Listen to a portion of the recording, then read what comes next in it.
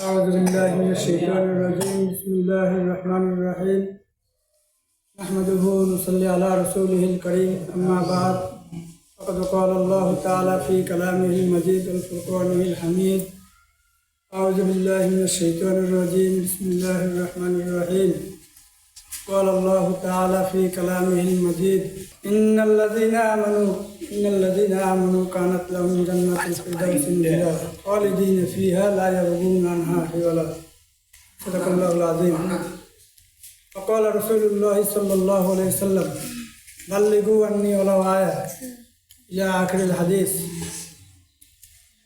الحمد لله আমরা সবাই ভালো আছি তো নাকি আলহামদুলিল্লাহ সর্বহালতে সর্ব অবস্থায় সেই মহান রব্বুল আলামিনের শুকরিয়া আদায় করা প্রতিটা মুমিন মুসলমানের কর্তব্য এবং দায়িত্ব। শুকরিয়া সম্পর্কে গত জুম্মায় আলোচনা করছিলাম।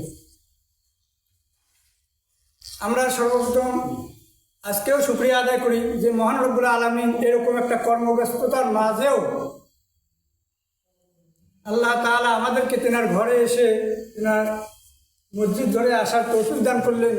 এজন্য আবারও কালিমাত শুকরিয়া আদায় করি, বলি আলহামদুলিল্লাহ। আমরা সংক্ষিপ্ত আকারে দরুদ পাঠ করি যে মহামানব যেনাকে সৃষ্টি না করলে কোনো কিছু সৃষ্টি করা হতো না, যেনার আগমনে সারা পৃথিবী ধন্য হয়েছে। অন্ধকারচ্ছন্ন পরিবেশ থেকে আলোকময় পরিবেশে আমরা কি আসতে পেরেছি। এজন্য সেই মহামানব তিনি হলেন জনাবে মুহাম্মদ রাসূলুল্লাহ সাল্লাল্লাহু আলাইহি ওয়াসাল্লাম। সেই মহামানবের উপর দরুদ পাঠ করার এমনই ফজিলত বলা আছে, কোনো মুমিন বান্দা যদি আল্লাহ তাআলার দরবারে কোনো উদ্দেশ্যে দোয়া করে, আর এই দোয়ার সামনে হোক বা পরে হোক যদি দরুদ পাঠ করা না হয়, সেই দোয়া চতুর্থ আসমানে যে ঝুলন্ত অবস্থায় থাকে সপ্তম আসমানে যাইতে পারে না। তাহলে এই দরুদের উপর কতটা আল্লাহ তাআলা গুরুত্ব দিয়েছে। যেদিন আমাদের প্রিয় হাবিব জনাবে মুহাম্মদ রাসূলুল্লাহ সাল্লাল্লাহু আলাইহি সাল্লাম মা আমিনার ঘরে জন্মগ্রহণ করলেন মক্কা নগরীতে, স্বয়ং রব্বুল আলামিন ফেরেশতাদেরকে ডাকে বললেন, তোমরা সকলে আমি দরুদ পাঠ করতেছি আমার হাবিবের উপর, তোমরাও দরুদ পাঠ করো। সুবহানাল্লাহ।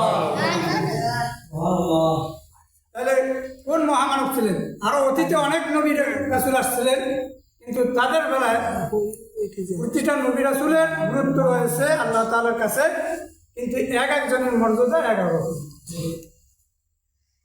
তা আমরা এমনই নবীর উম্মত, আমরা সেই সৌভাগ্যবান জাতি যে নবীর উম্মত হওয়ার জন্যে গত নবীগিলা আগেকার জামানার নবী রাসূলগণ ফরিয়াদ করেছিল যে আল্লাহ আখেরি জামানার পয়গম্বরের উম্মত যদি হতে পারতাম, এই জামানার নবী না হয় তাহলে কতই না সৌভাগ্যবান হতাম। বলুন সুবহানাল্লাহ। আমরা সেই মহামানব জনাবে মুহাম্মদ রাসূলুল্লাহ সাল্লাল্লাহু আলাইহি সাল্লামের উম্মত হতে পারে নিজেকে সৌভাগ্যবান সৌভাগ্যশীল হিসেবে আমরা মনে করি। ঠিক আছে কিনা? ঠিক। সেই মহান রব্বুল আলামিন আমাদেরকে দুনিয়াতে পাঠিয়ে দিলেন দুইটা কাজ করার জন্য। কি কাজ করার জন্য? দুইটা কাজ।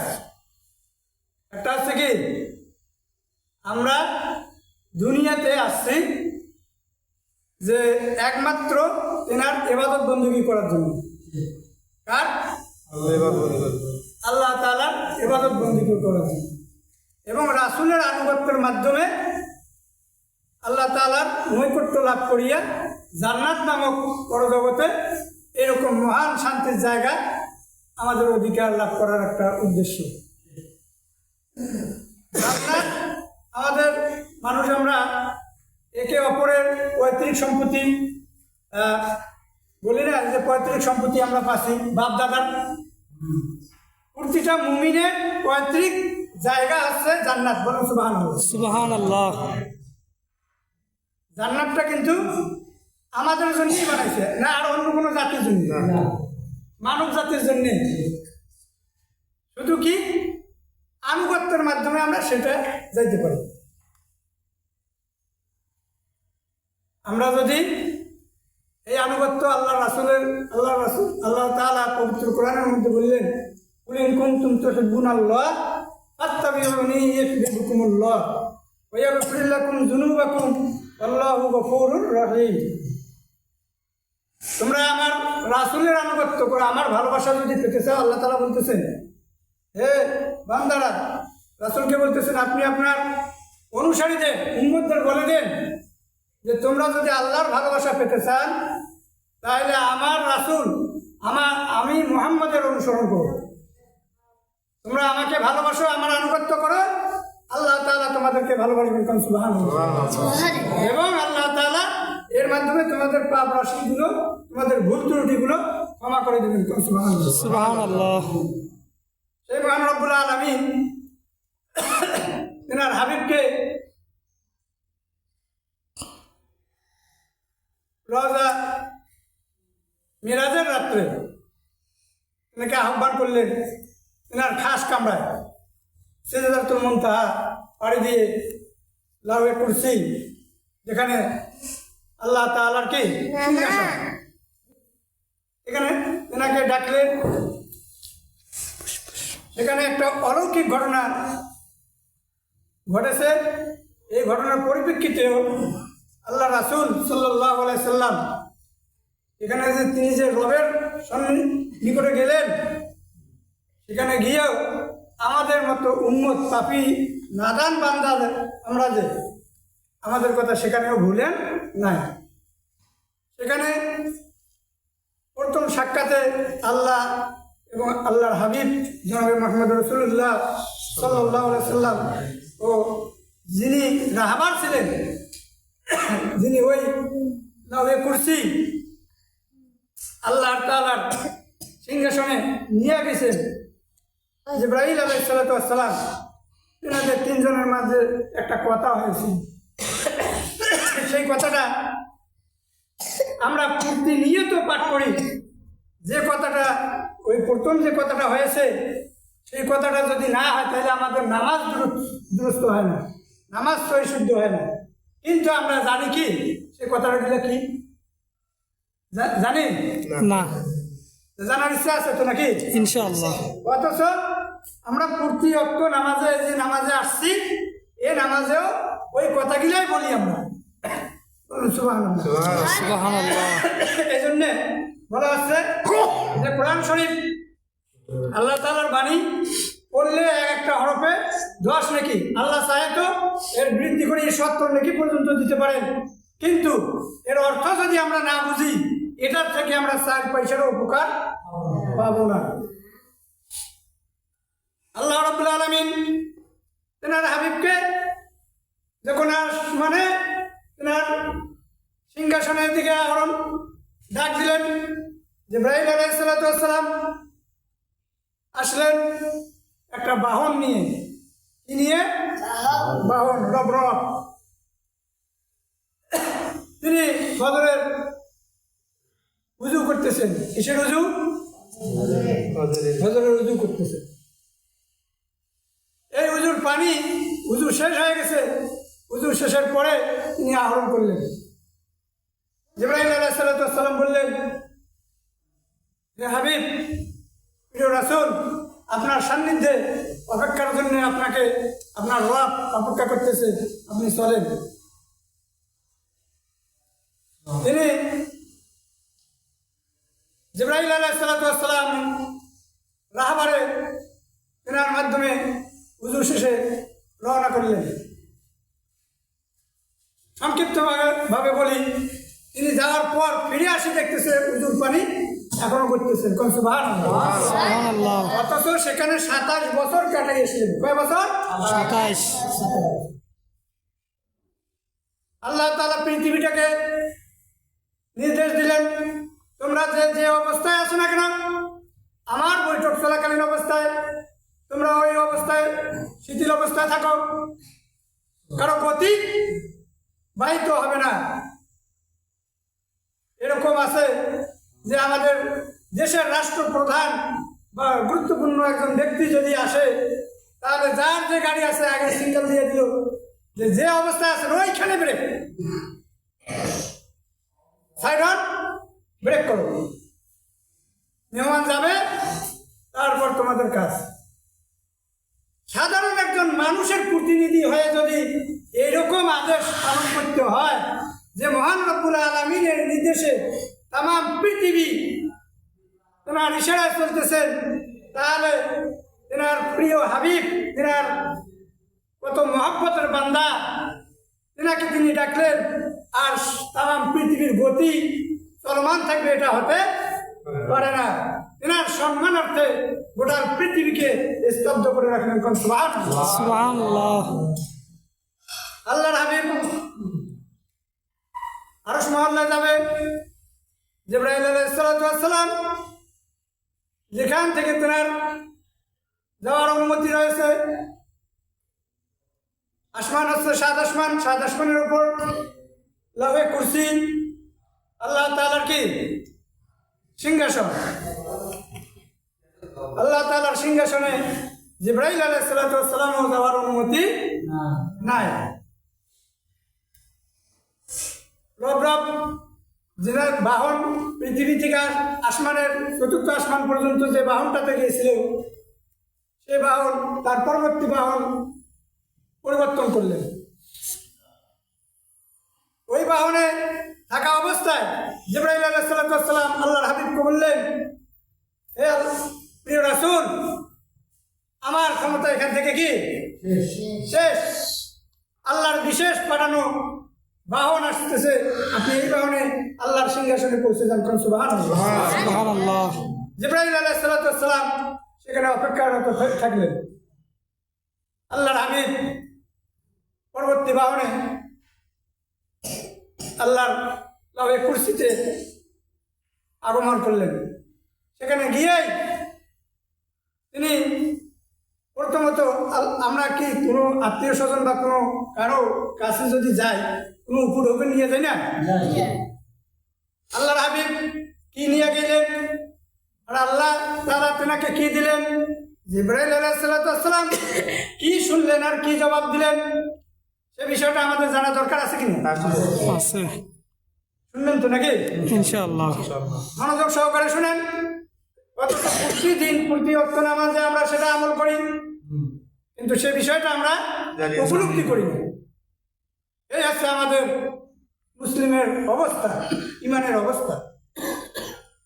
আল্লাহর হাবিব আল্লাহর সান্নিধ্যে গিয়ে তিনি প্রথমে, আমরা সালাম দিই না, আল্লাহকে সালাম দেওয়ার দরকার আছে? আল্লাহর হাবিবকে আল্লাহকে সালাম দিতে পারে? সালাম তো আসে, শান্তি তো আসে আল্লাহর পক্ষ থেকে। বলেন, শান্তি আসে কার পক্ষ থেকে? আমি আপনাকে ডাকলাম কিছু দেওয়ার জন্য। এখন আপনি যদি ঘুরি আমাকে কিছু দেন, তাহলে এটা কি বিমানান নয়? হ্যাঁ, সালাম বর্ষিত হয়েছে মুমিনের একজন আরেকজনের উপর। এই সালামটা ওয়াজিব বলা যায়। যে দুইটা জিনিস আল্লাহর হাবিব বললেন আল্লাহ তাআলার কাছে পছন্দনীয়, সেটা হচ্ছে পরিচিত অপরিচিতকে সালাম দেওয়া আর অভাবগ্রস্তদেরকে খাবার খাওয়ানো। সুবহানাল্লাহ। আল্লাহর হাবিব গিয়েই কি করলেন, আমরা যদি না জানি তাহলে মনে করবো কোন লোক যদি বলে যে আল্লাহর হাবিব আল্লাহর সঙ্গে দেখা করিয়ে সালাম দিয়েছিলেন, আমরা ওইটাই বিশ্বাস করবো যে হয় মনে হয় কি সালাম দিছে। সালামটা তো একটা ভালো কথা। সালামের অর্থটা কি, ভাবমূর্তিটা কি, সেটা আমরা জানি না। আল্লাহর হাবিব আল্লাহর সান্নিধ্যে গিয়ে তিনি পর্দার মাধ্যমে সরাসরি চক্ষুষ্মান দুনিয়ার চক্ষু দিয়ে আল্লাহকে দেখার কোনো মানবের পক্ষে কি নয়, সম্ভব নয়। আল্লাহর নূরের আলোতে তিনি একটা পর্দার মাধ্যমে আল্লাহর সঙ্গে কথা বললেন। বলেন সুবহানাল্লাহ। সুবহানাল্লাহ। যে বললেন, আমার সঙ্গে বলেন, আত্তাহিয়াতু লিল্লাহি ওয়াসসালাওয়াতু ওয়াত-তাইয়্যিবাত। আসসালামু আলাইকা আইয়ুহান নাবিয়্যু রাহমাতুল্লাহি ওয়া বারাকাতুহু। আসসালামু আলাইকা علينا وعلى عباد الله الصالحين أشهد أن لا إله إلا الله وأشهد أن محمدا عبده ورسوله প্রথম গিয়ে এই কথাটা এনাদের মাধ্যমে তিনজন ব্যক্তির মাধ্যমে কথোপকথন হলো। প্রথম আল্লাহ এবং আল্লাহ রাসূলের মাধ্যমে, তারপরে জবাব দিলেন কে? জিবরাইল আলাইহিস সালাম। আল্লাহর হাবিব বললেন, আত্তাহিয়াতু লিল্লাহি ওয়াস সালাওয়াতু ওয়াত তাইয়্যিবাত। হে হাবিব, হে আল্লাহ, হে আমার প্রভু, হে আমার রব, হে আমার মালিক, আমার শারীরিক মানসিক যাবতীয় পবিত্রতা এবং ইবাদত সব কিছু লিল্লাহি রাব্বিল আলামিন, তোমার জন্য সব কিছু। সুবহানাল্লাহ। সুবহানাল্লাহ।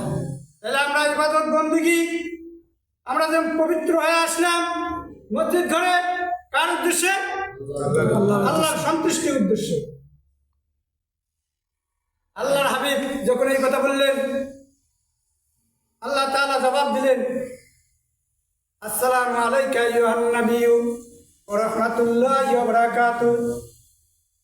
হে হাবিব, আপনার উপর আমার পক্ষ থেকে শান্তি, রহমত, করুণা বর্ষিত হোক। সুবহানাল্লাহ। সুবহানাল্লাহ। আল্লাহর হাবিব বললেন, আমরা যখন আমাদেরকে কেউ কিছু দেয়, আমরা আত্মহারা হয়ে তার সাক্ষাতে কথোপকথন যখন শুরু করি, আর কেউ যদি কোনো জিজ্ঞাসা করতে বলে সেটাও আমরা ভুলে যাই। কিন্তু আল্লাহর হাবিবকে কেউ কিছু স্মরণ করার জন্য আল্লাহর কাছে বলেন নাই। তিনি সেখানেও আল্লাহর রাসূল আল্লাহর কথার পরিপ্রেক্ষিতে আমাদের কথা তুলে ধরলেন, আসসালামু আলাইনা ওয়া আলা ইবাদিল্লাহিস সালিহিন। বলেন সুবহানাল্লাহ। আল্লাহ তাআলা যখন বললেন, হে হাবিব, আপনার উপরে আমার পক্ষ থেকে, তোমার রবের পক্ষ থেকে শান্তি, করুণা বর্ষিত হোক, রহমত বর্ষিত হোক, তিনি বললেন শুধু আমাদের উপর নয়, আপনার নেক বান্দা, সালেহীন বান্দা, মুমিন বান্দাদের উপর আপনার রহমত, করুণা বর্ষিত হোক। সুবহানাল্লাহ। তিনি তিনার উপর একাই নিয়েছেন না আমাদের উপরও তো তিনি নিলেন? আমাদের উপরও। আমাদের উপর, সবার উপরে নিলেন। বলুন সুবহানাল্লাহ। কি সুবহানাল্লাহ। হাবিব, কি মহান মানব! প্রিয় হাবিব, আমাদের জন্মের পর থেকে এখন পর্যন্ত ইয়া উম্মতি বলেই কাঁদিত। তারপরে আল্লাহর হাবিব যখন এই কথা বললেন, আসসালামু আলাইনা ওয়া আলা ইবাদিল্লাহিস সালিহিন, জিবরাইল আলাইহিস সালাতু ওয়াস সালাম ঘোষণা করলেন, আশহাদু আল্লা ইলাহা ইল্লাল্লাহ ওয়া আশহাদু আন্না মুহাম্মাদান আবদুহু ওয়া রাসূলুহু। জিবরাইল আলাইহিস সালাতু ওয়াস সালাম বললেন, আমি সাক্ষ্য দিচ্ছি যে, বা আমরা সাক্ষ্য দিচ্ছি যে আল্লাহ তাআলা ব্যতীত আর কোনো মাবুদ নাই, উপাস্য নাই, কোনো ইবাদত বন্দেগীর যোগ্যতা গ্রহণযোগ্য আর কোনো দ্বিতীয় ইলা নাই, এবং হযরত মুহাম্মদ রাসূলুল্লাহ সাল্লাল্লাহু আলাইহি ওয়াসাল্লাম আল্লাহর বান্দা ও রাসূল। বলেন সুবহানাল্লাহ। সুবহানাল্লাহ। এই কথা প্রথম বৈঠকের সাক্ষাতেই এনাদের মাধ্যমে আলোচনা হলো। তারপরে বিবিধ বিষয় আলোচনা হইলেন। আল্লাহর হাবিব সেখান থেকে ফিরার পথে জান্নাত জাহান্নাম প্রদক্ষিণ করলেন এবং সেখান থেকে ফিরে এসে বাইতুল মুকাদ্দাস, কোথায়? বাইতুল মুকাদ্দাসে ইমামতি করলেন। বলেন সুবহানাল্লাহ। সুবহানাল্লাহ। সকল পয়গম্বররা সেখানে ছিলেন, সকল পয়গম্বরের ইমাম হইলেন। এই জন্য বলা হয় ইমামুল মুরসালিন। কি বলা হয়? ইমামুল মুরসালিন। ইমামুল মুরসালিন, সাইয়্যিদুল মুরসালিন। সকল নবী রাসূল, সকল মানবের নেতা তিনি। বলেন সুবহানাল্লাহ। সুবহানাল্লাহ। সেই হাবিবের উম্মত হতে পেরে আমরা নিজেকে কি মনে করি? ধন্য মনে করি। তিনি আমাদেরকে যে দিক নির্দেশনা দিয়েছেন, আল্লাহর হাবিব বললেন, আমি তোমাদের মাঝে দুইটা জিনিস রেখে যাচ্ছি। কয়টা জিনিস? দুইটা জিনিস। কি কি? কোরআন এবং হাদিস। আমার সুন্নাহ, আমার তরিকা। আল্লাহর হাবিবের তরিকা বেশি না আমাদের অন্যান্য ওই যে পীর মাশায়েখ যারা আছে, হক্কানি পীর তো আল্লাহর হাবিবের দেখানো পথটাই আমাদেরকে দেখিয়ে দেন, কিন্তু যারা আত্মসাৎ নিজেকে প্রভু হিসাবে গ্রহণ করে, যে আমাকে সকল মানুষ অনুসরণ করুক, আমাকে হুজুরগুলি দান দেব, আমার ভক্তি শ্রদ্ধা করুক, আমার তরিকা আমার এই নিয়মগুলো পালন করুক, এই বিভ্রান্ত পথে আমরা যদি যাই তাহলে আমাদের যে ঈমান, যে আল্লাহর হাবিবের প্রতি আমাদের যে আস্থা, সেগুলো সব কি হয়ে যাবে? ধ্বংস হয়ে যাবে। আমরা দেখব কোরআন ও হাদিসের আলোকে যেটা সঠিক সেটা পালন করার আমরা চেষ্টা করব। ওয়া আখিরু দাওয়ানা আনিল হামদুলিল্লাহি রাব্বিল আলামিন। বারাকাল্লাহু লানা ওয়া লাকুম ফিল কুরআনিল আযীম।